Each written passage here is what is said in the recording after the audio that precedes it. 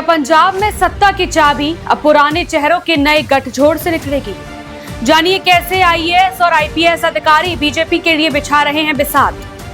आम आदमी पार्टी के विधायकों की बात तो पुरानी हुई, अब तो छोटे दलों और पंथिक परिवारों के घर में दस्तक दे रही है बीजेपी। पंजाब की 117 सीटों का पूरा गणित बदल चुका है। देखिए फोर्थ पॉइंट की ये खास रिपोर्ट। पंजाब की सियासत में इस वक्त वो हलचल मची है जिसकी भनक चंडीगढ़ के गलियारों से ज्यादा दिल्ली के बंद कमरों में सुनाई दे रही है। अमूमन माना जाता है कि बीजेपी पंजाब में सिर्फ आम आदमी पार्टी के विधायकों में सेंध लगा रही है, लेकिन फोर्थ पॉइंट की पड़ताल में चौंकाने वाला सच सामने आया है। बीजेपी का टारगेट सिर्फ आप नहीं बल्कि पंजाब की हर वो छोटी इकाई और रसूखदार परिवार है जो एक भी वोट को प्रभावित करने का दम रखता है। मिशन 117 सिर्फ नारा नहीं, माइक्रो मैनेजमेंट का जाल।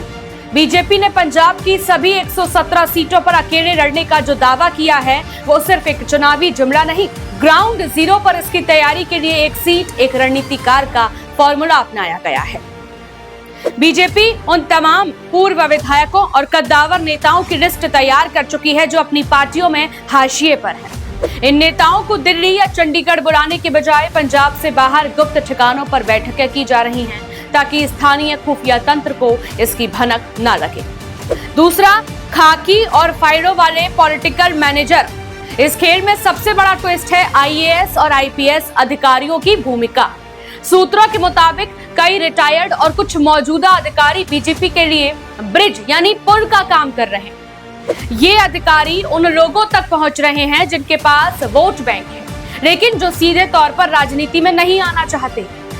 वे ऐसे चेहरों को चुन रहे हैं जो बीजेपी के लिए कम से कम एक सीट पक्की कर सके। तीसरा, सिख घरानों के साथ बर्फ पिघलाने की कोशिश। बीजेपी का सबसे बड़ा दांव उन पारंपरिक सिख घरानों पर है जो ऐतिहासिक रूप से भगवा दल से नाराज रहे हैं या दूरी बनाकर रखते हैं।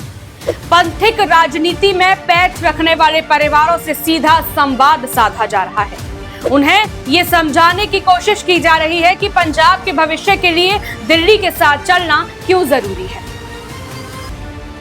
चौथा, छोटी पार्टियां बीजेपी का साइलेंट वेपन।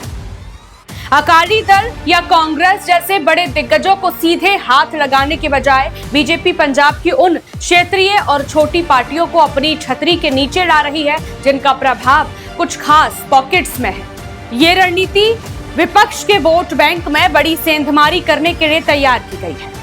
अगर बीजेपी का यह अदृश्य जाल कामयाब रहा तो पंजाब का अगला चुनाव त्रिकोणीय या चतुष्कोणीय नहीं बल्कि बीजेपी बनाम अन्य होने जा रहा है।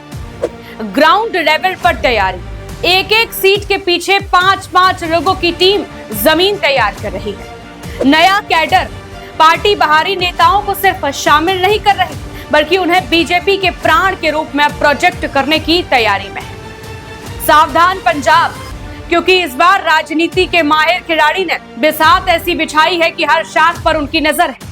अब देखना यह होगा कि पंजाब की जनता इस नए सियासी बदलाव को गले लगाती है या फिर इतिहास खुद को दोहराएगा। ऐसे ही बेबाक और निष्पक्ष विश्लेषण के लिए आप बने रहिए फोर्थ पॉइंट के साथ। नमस्कार।